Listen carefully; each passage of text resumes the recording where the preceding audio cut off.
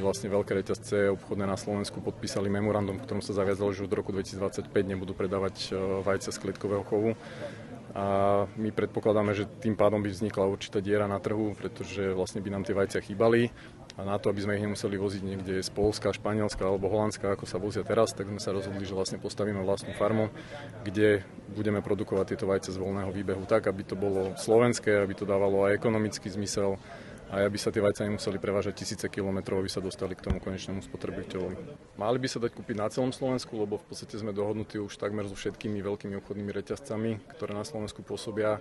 To je v podstate aj hlavný cieľ, lebo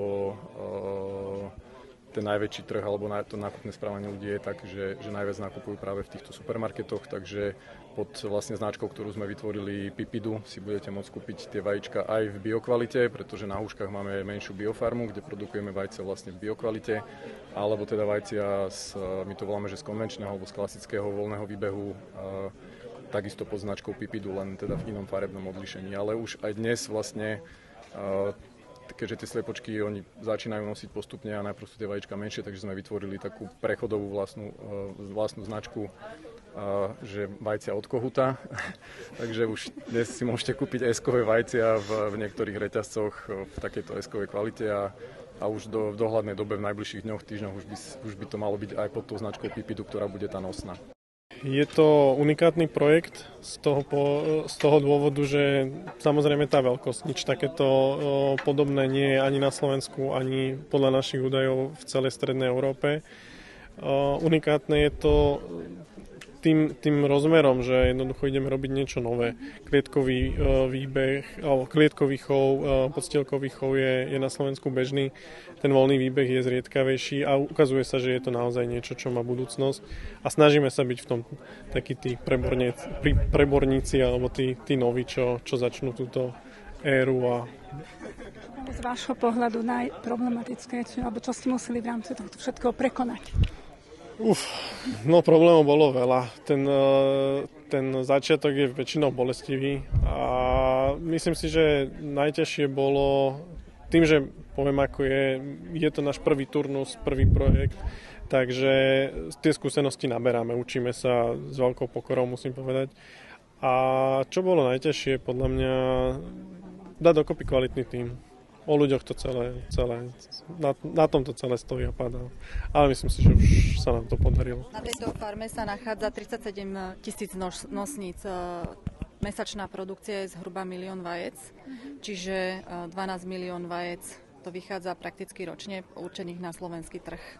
Priemerná ročná spotreba na Slovensku na jedného obyvateľa vychádza zhruba tak 200 kusov, ale tento trend má tendenciu stále sa rok od roku zvyšovať, čo je super, ale na druhej strane výroba na Slovensku to nestíha pokrývať, preto spoločnosť vlastne Sanagro sa snaží tento negatívny dopad aspoň trošku zmierniť a dať na trh kvalitnú domácu surovinu.